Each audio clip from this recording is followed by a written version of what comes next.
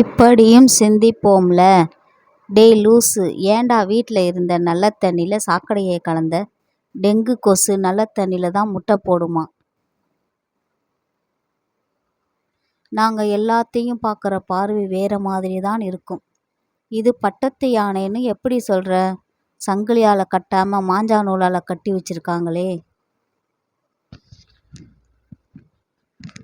சிக்கன மன்னர், புகழ்ந்து பாடிய என்னை வெறும் கையுடன் அனுப்புகிறீர்களே மன்னா.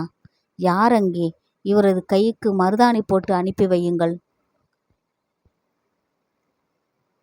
ஊருக்கு தான் உபதேசம் செய்வோம். உயிர்வதை சட்டம் அமலுக்கு வரும் வரை நான் ஓயமாட்டேன் என்று கூறி விடைபெறுகிறேன். தலைவரே.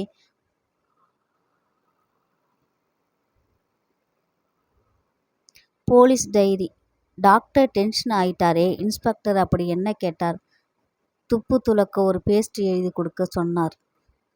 இன்றைய மங்கைகள். ஆசிரியர், புலியை முறத்தால் விரட்டியது ஒரு பெண். மாணவன், சார், இப்போ புலியை முகத்தால் விரட்டுவாள் பெண்.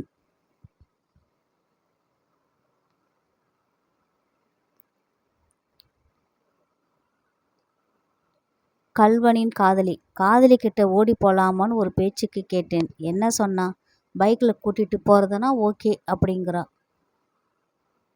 மீட்டருக்கு மேலே கேட்பது இதுதானோ? உங்களோட பிள்ளைகள் எல்லோருக்கும் உங்களோட சொத்தில் பங்கு உண்டுன்னு சொன்னீங்களாமே, எனக்கு உண்டோ? யோ, நீ என்னோட கணக்கு பிள்ளை. நம்ம ஊர் பசங்க. படித்த ஒருத்தன் கிராமத்துக்கு போகிறான். அங்கே ஒரு செக்கு மாடு மட்டும் தனியாக செக்கு கத்திட்டு இருக்கு. அவனுக்கு ஆச்சரியமாக இருக்கு. பக்கத்தில் ஒரு குடிசைக்குள்ள ஒரு விவசாயி சாப்பிட்டுட்டு இருந்தார். அவர்கிட்ட கேட்டான், படித்தவன், மாடு மட்டும் தனியாக செக்கு சுற்றிட்டு இருக்கே. விவசாயி, படித்தவன், மாடு மட்டும் தனியாக செக்கு சுற்றிக்கிட்டு இருக்கே.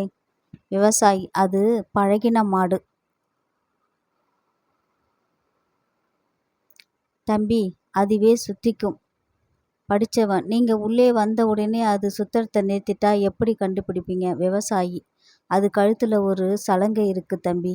சுத்திரத்தை நிறுத்திட்டா அந்த சலங்கை சத்தம் வராது. அதை வச்சு கண்டுபிடிச்சிருவேன். படித்தவன், அது சுத்திரத்தை நிறுத்திட்டு ஒரே இடத்துல நின்று தலையை மட்டும் ஆட்டினா அப்போ எப்படி கண்டுபிடிப்பீங்க?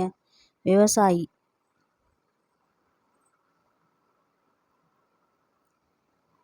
இதுக்கு தான் தம்பி நான் என் மாட்டை காலேஜுக்கெல்லாம் படிக்க அனுப்பலை.